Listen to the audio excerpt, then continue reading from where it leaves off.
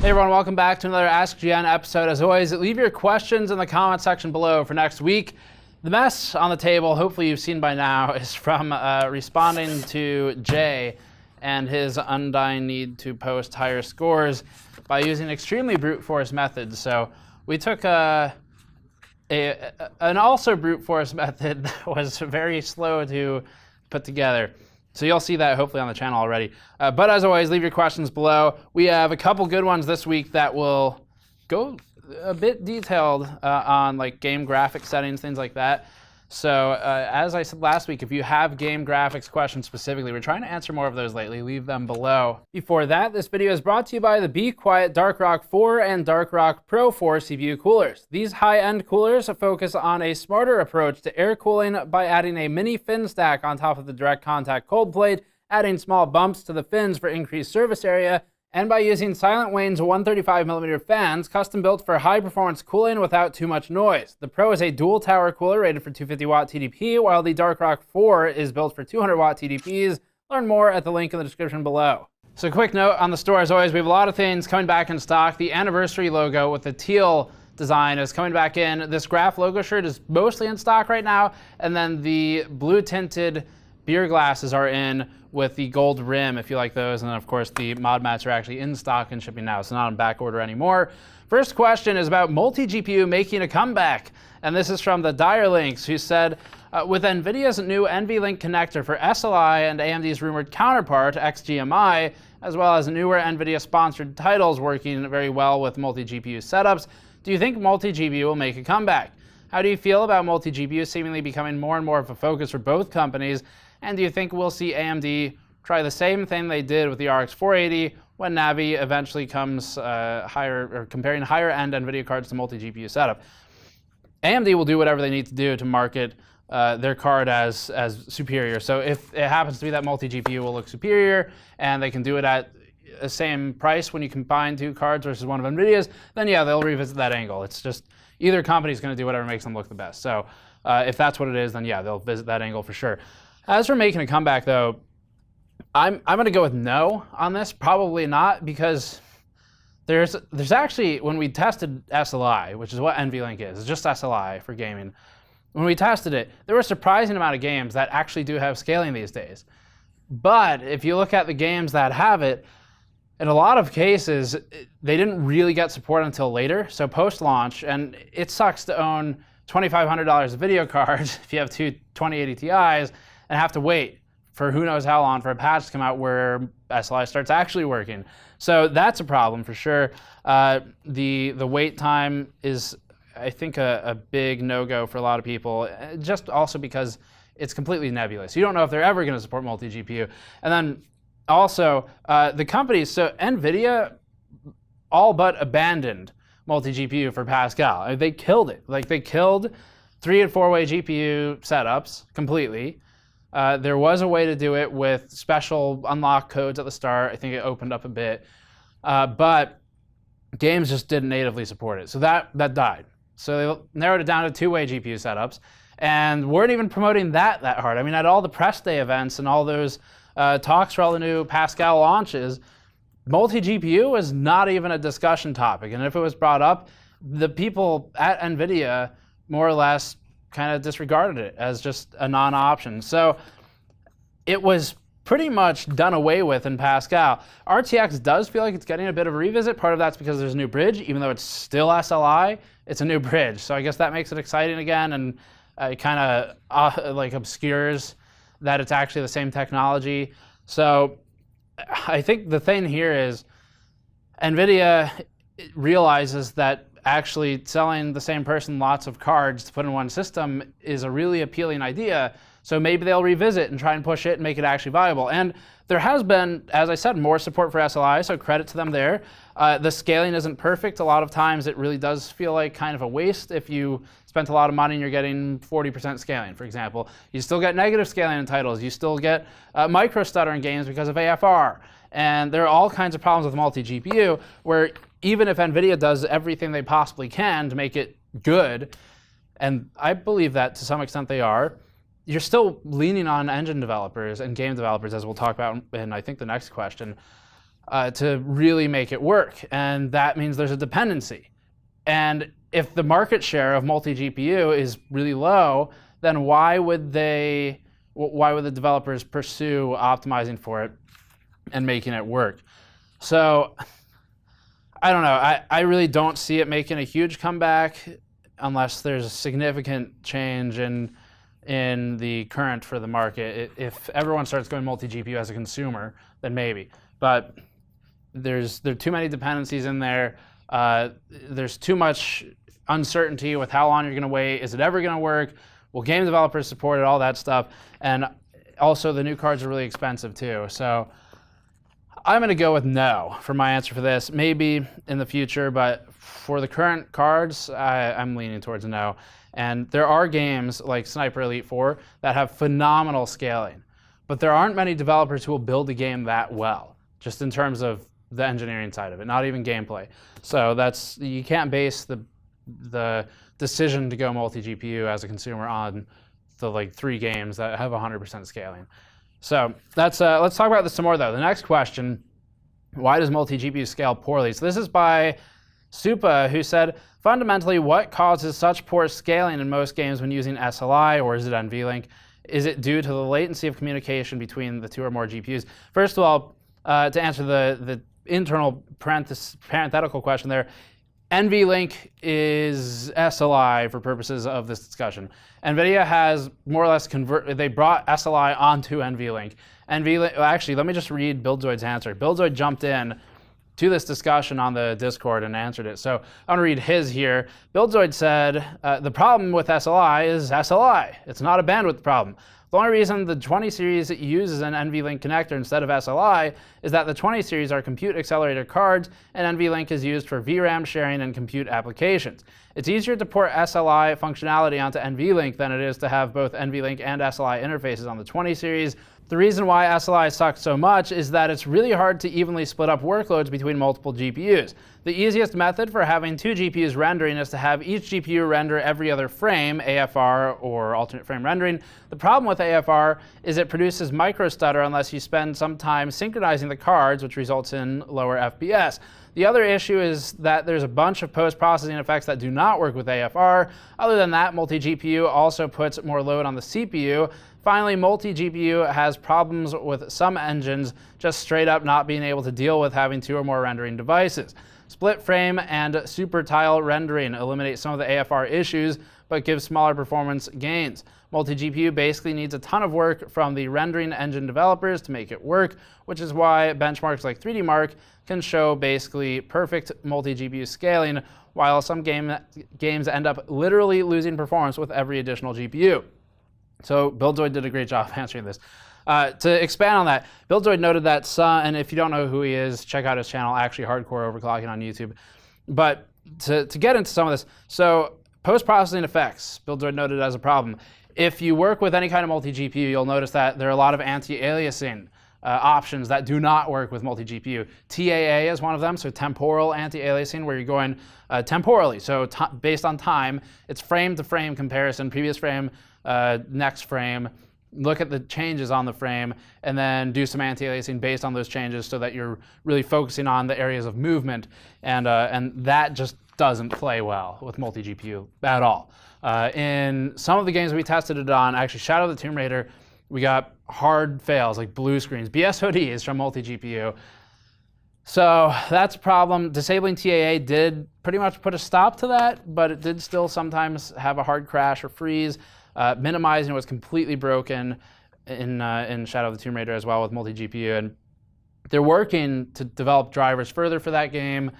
I think NVIDIA is working with the game developers on it. So this is stuff that should be largely resolved, but this is why, going back to the previous question, I don't think multi-GPU will make a comeback, because not many people have the patience to put up with that. I mean, especially a single-player game, because realistically, how long are you playing that? Games like Skyrim notwithstanding, where you're looking at a month, 2 months of updates to get the setup to work, and by then you might have just disabled SLI and played through it on one card because you don't want to wait. So anyway, going back to what Buildzoid was saying though, and what causes poor scaling, A lot of this does come down to engine developers. A lot of it can come down to API as well. So the first implementation of Vulkan and Doom just straight did not support multi-GPU. And I don't know what the status of Doom is these days for multi-GPU. I haven't benchmarked in a while. Please feel free to leave a comment. But I do know that like DirectX 12 is a great example of an API that has done a lot for multi-GPU. It has, actually, we have another question about this. It has the ability to eliminate bridges entirely. So you can just go with explicit multi-GPU over the PCIe bus. You start running into PCIe bandwidth limitations in some games, but developers don't really use it because it actually takes a lot of effort to implement multi-GPU and go with DirectX 12's explicit multi-GPU approach where you can have arbitrary multiple cards, like an RX 580 with an RX 480, for example, or a 390X with an RX 580, as another example. You could do things like that. Actually, I think we even tested something like, I want to say an Nvidia card and an AMD card in the same system with Ashes. So Ashes isn't really a game, it's a benchmark. And because of that, the benchmark at this point has been developed to a point where it does really cool things like explicit multi-GPU, but it's not in any games because the game developers are busy making the game. The gameplay, the mechanics, making it not suck, and the benchmark developers just have to make the technology work. So that's a lot of the poor multi-GPU scaling. Split frame and super tile rendering have their own issues and also still have to be implemented. So a lot of this comes down to implementation. The technology does not just work out of the box. That's the big problem. Why not use the PCIe bus instead of bridges? That's the next question from Luke Matters. And this is a good one. So they all go in together today. Luke Matters said, "Hi Steve, just a question about SLI or NVlink. I saw a video benching 2080 for mining and they used 2 cards and didn't have the actual NVlink. The guy said it didn't matter because for mining, software ran both cards equally. Anyway, why hasn't software for general use, benchmarks, or gaming been developed to bypass the hardware link, which seems to degrade scaling value?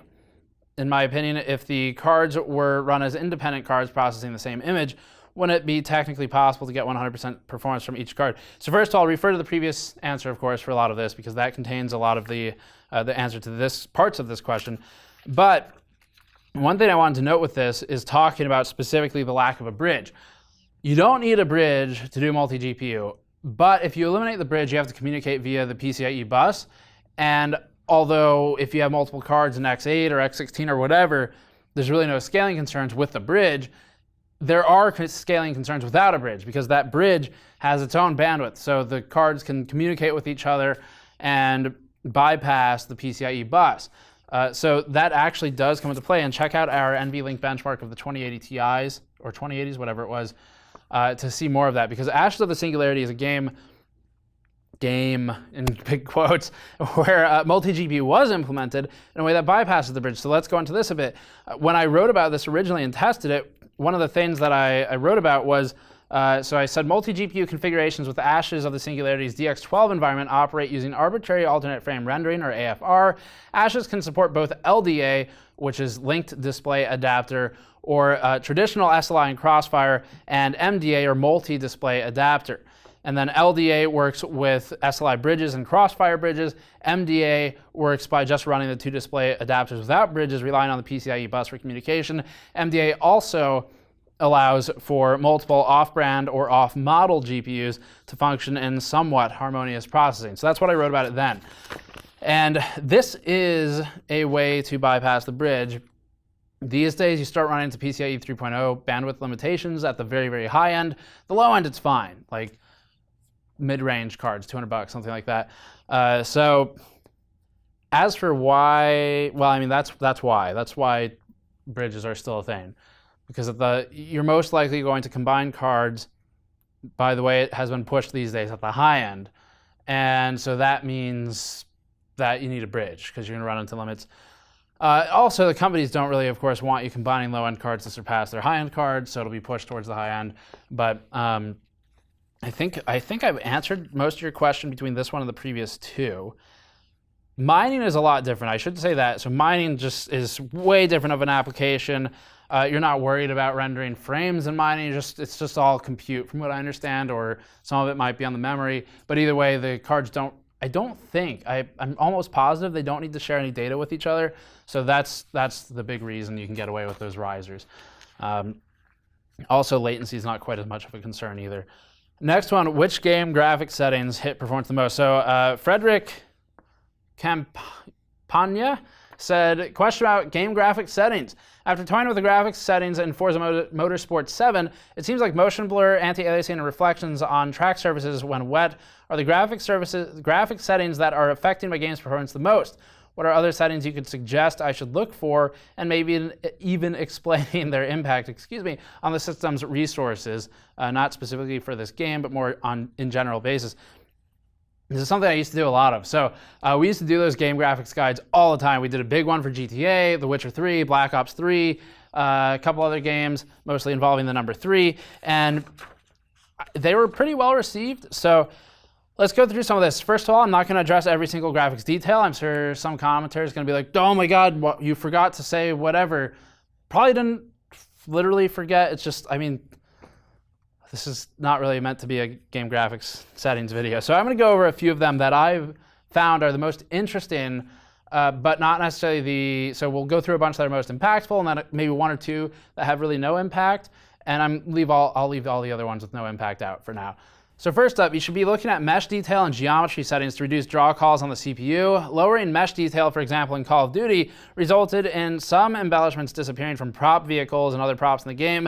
A good example would be non-drivable tanks or jeeps, where the headlights would simplify or even disappear, which reduces the amount of primitives, which would be triangles, for example, that have to be rendered. This lessens load on both the CPU and GPU, but reducing draw calls in DX11 will benefit low-end CPUs disproportionately more.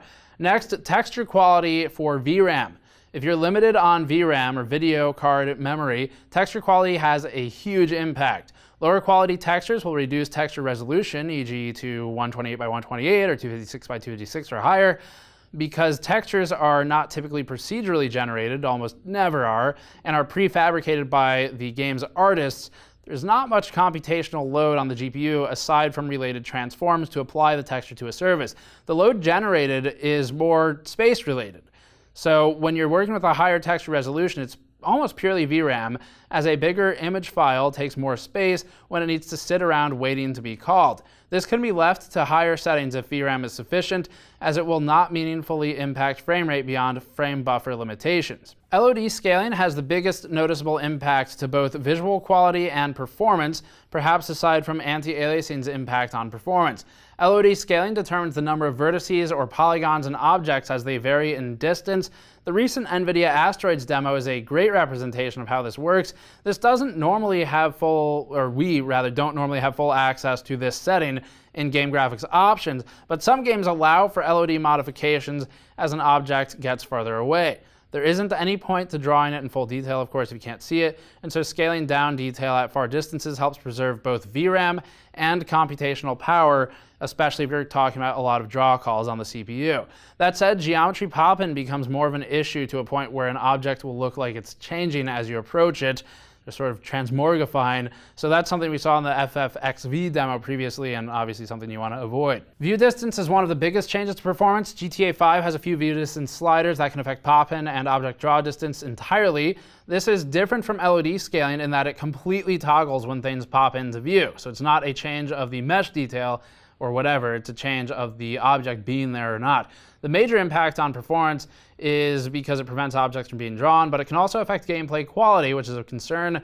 In our old Witcher 3 graphics settings deep dive, we found foliage visibility range to have severe impact to game performance, but minimal impact to gameplay quality, so that'd be a good example of something to change. Whereas view distance, even though it's a huge impact to gameplay or game performance, it's also a huge impact to gameplay, and you want to avoid that aspect. So it'd be better to tweak things like shadows, ambient occlusion, grass quality, foliage view distance, and anti-aliasing rather than maybe view distance, because you actually really want that view distance in a lot of games to see where your enemies are, things like that. Ambient occlusion is another one. So in the same guide for The Witcher 3, we found ambient occlusion to be somewhat noteworthy in its impact. AO settings can change or will change how light interacts with neighboring materials. If you have two objects next to each other, and they are using ambient occlusion, you'll see increased shadow contrast at connected surfaces and overall added apparent depth to the viewer. we typically see a few percentage points of performance impact with AO, not massive, but enough to disable it because the actual gameplay value is effectively 0, but the visual quality value is debatable depending on the game. Grass quality, we've routinely found that grass quality has a massive performance impact, including in our recent Final Fantasy benchmark and GTA testing. If you don't feel attached to tall grass, particularly grass which deforms to movement, disabling it will help a lot. Shadows are next, so drawing shadows of every object on the screen is expensive and not that valuable to gameplay at the end of the day, so this is a good option to look at. If you're using soft shadows with multi-tap sampling at the borders, that can also impact performance in a big way. Lowering shadow settings hopefully should disable shadows of unimportant environment objects or props first, like maybe a cup or silverware on the table or something like that, and instead focus on only drawing shadows for the actors and large objects. Anti-aliasing has the biggest performance impact of all. This samples multiple times per pixel, maybe 8 times or 4 times or something like that, so you're effectively rendering the entire image at a higher resolution. FXAA is a cheap form of anti-aliasing called fast approximate anti-aliasing. Instead of sampling each pixel in a 3D object multiple times, it finds and smooths object edges based upon object depth.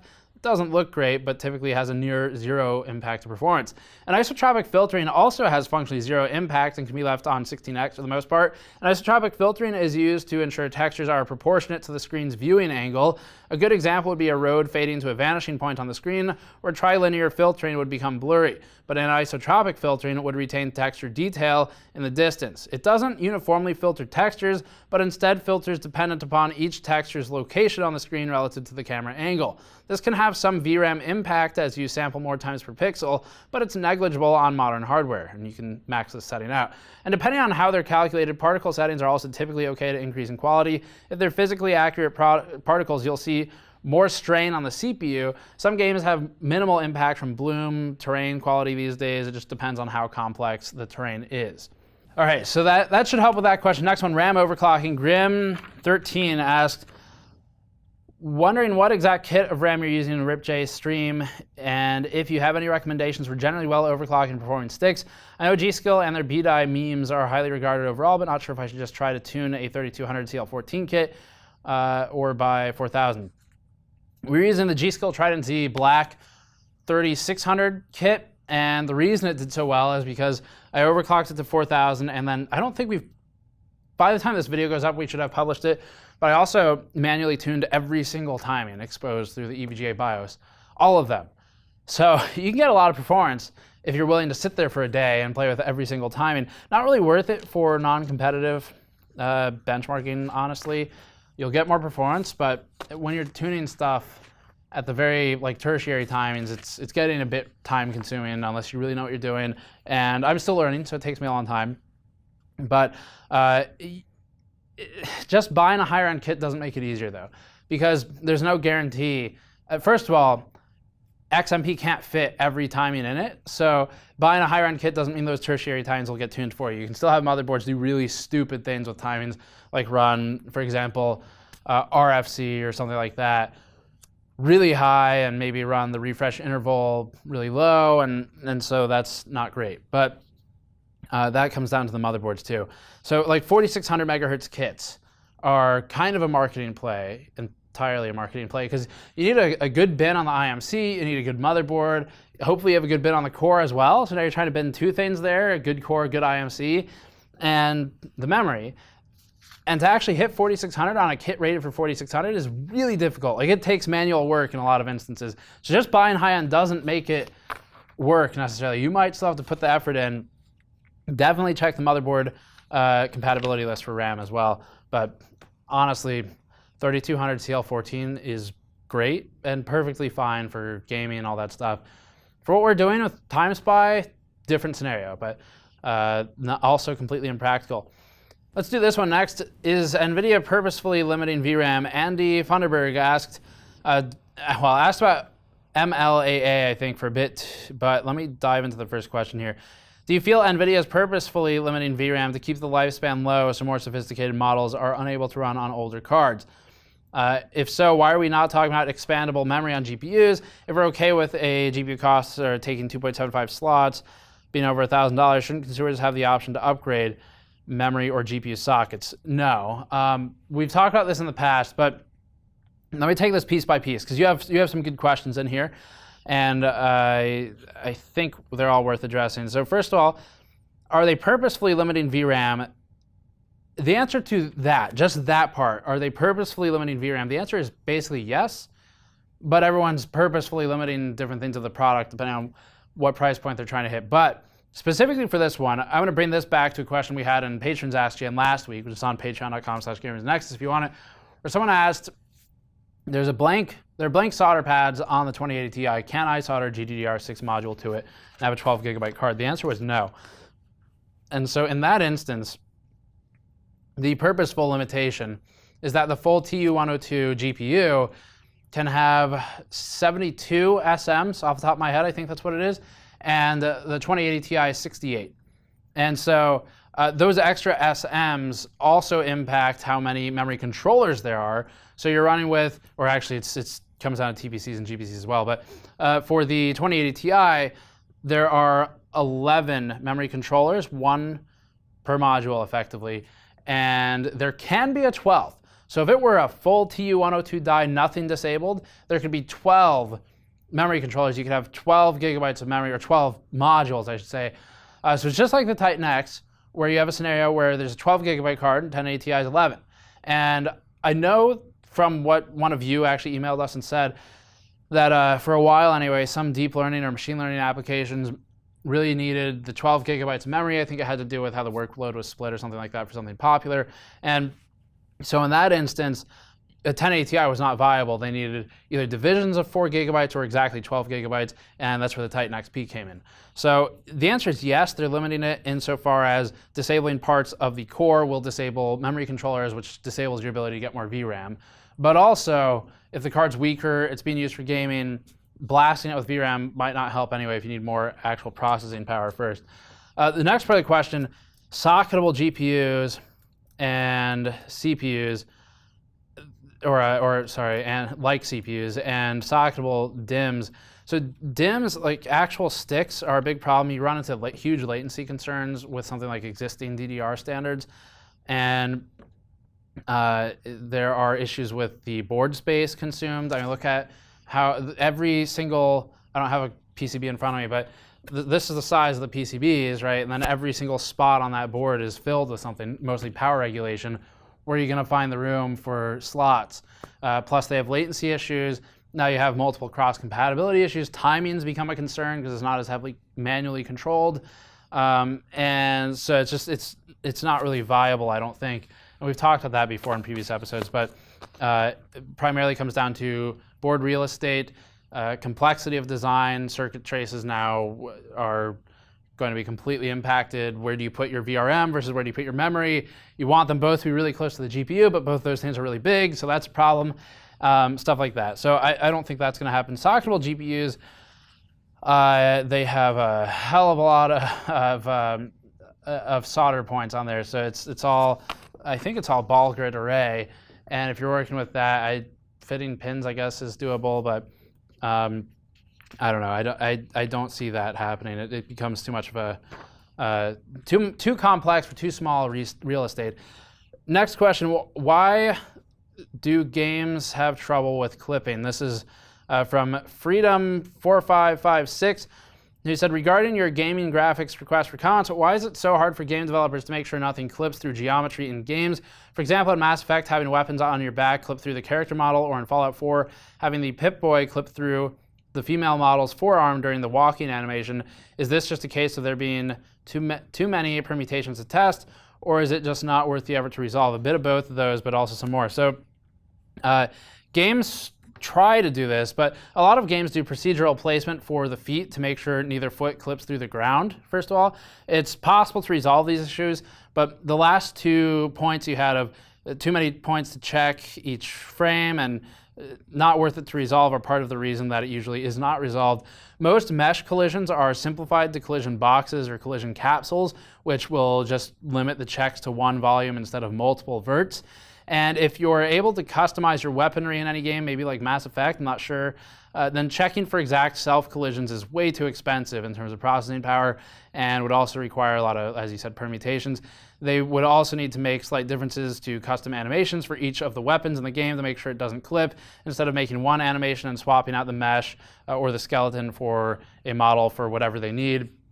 So a lot of those are concerns. Also, gameplay is a big point that is worth discussing, because if you're genuinely gonna stop the player's weapon from colliding with like a wall, it will impact how close the player can move to the wall. It'll impact how they can walk in general, because now you've got this big collision box sticking out of you, and you need a Boolean to cut that weapon into pieces to say like let's say you wanted to take the approach of let's allow it to clip through the wall but not be visible on the other side, like in Counter-Strike, something like that, where if you turn and it's a thin wall or a barrel or something, or car door, and the weapon goes through it, the other player can see it, maybe even shoot it.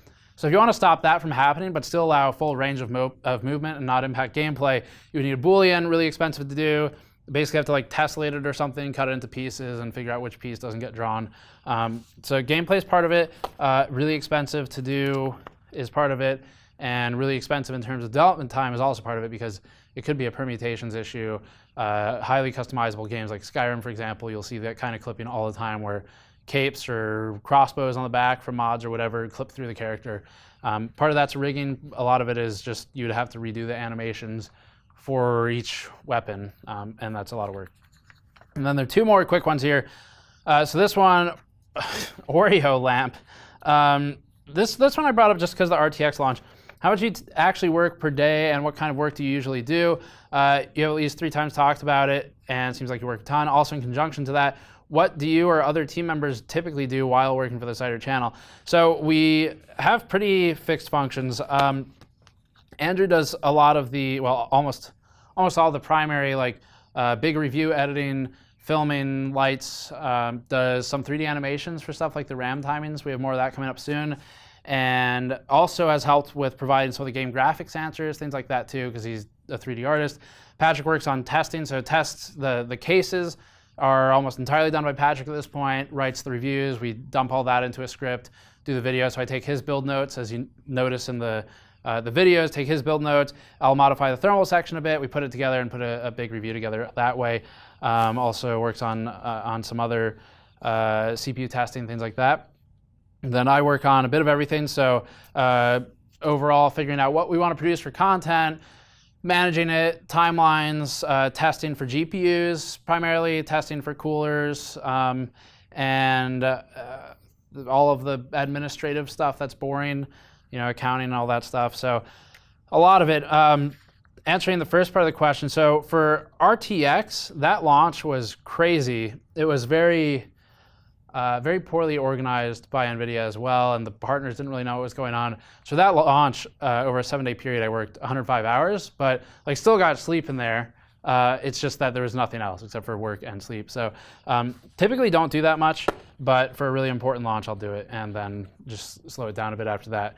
But it's always, it's high. It's more than 2 full-time jobs normally, but it's not quite the same perceptually as working 2 full-time jobs, because it's mine, I can do what I want, and it's also fun. So it's like, if you work for 8 hours, you go home and you play games for 4 hours or something, really that's not too different from what I'm doing, except all 12 of those hours would be work technically for me. It's just that I enjoy all 12 hours of it.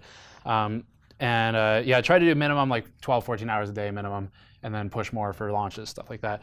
Last one, so this is for a note for the side channel. We maybe drop some footage in here too, but Young Viking asked, "Hey Steve, I'm also an avid mountain bike rider or mountain biker, and I wanted to ask, what would you rank as the top 3 places you've ever ridden? I know you've had opportunities to ride different downhill parks like Whistler with the traveling you do.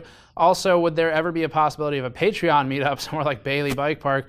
Not sure how many other patrons are on the East Coast and also enjoy mountain biking, but I think it could be a cool way for you to interact with your audience outside of conventions. Love to hear your thoughts."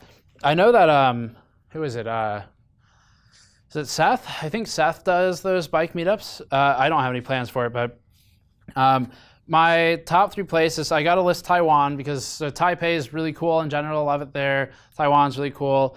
and the biking's completely different. So it's like way overgrowth. They're way more natural, rocky, rooty terrain. So it's more true DH. No lift access. You gotta pedal it all the way up, or shuttle or something. So that's a lot of fun. I go with a guide who speaks some English. I speak very little Chinese. So between the two of those things, we can communicate just enough to talk about like what's coming up on the trail. And he'll normally give me a warning like 3 meters, big drop, and that's the end of our communication. So it's enough to figure out what's going on or tell me about a jump. So really like that just because it's different. Whistler, of course, is up on the top of the list as well. It's a gigantic park. And then for the third one, that's a hard answer. Local trails I like because they're local. Santa Cruz I like a lot, but it's a lot of push. And then there's also Mammoth. I love riding Mammoth, like Recoil and Twilight Zone. Those are really good trails, especially with the wall ride. So I'm going to go with probably the trail I can't remember the name of in Taoyuan in Taiwan, and then Whistler, and then let's go with maybe Mammoth, kind of tied with Bryce in Virginia for the top ones. Snowshoe's pretty good, but it's a huge pain to get to, so that kills a lot of it. And then the side channel will have more of that hopefully soon. I'm trying to set up the old studio to better allow for production of some bike content over there. So that's the GN Steve side channel if you want to check that out. Thank you for watching. As always, leave your questions below for next week. Subscribe for more. Go to patreon.com/gamersnexus to get access to the bonus AskGN episode. And then, I don't know, who knows, maybe we'll do a bike meetup someday, but probably not. And then I think that's, store.gamersnexus.net to pick up one of our products and help us out directly. Thank you for watching. I'll see you all next time.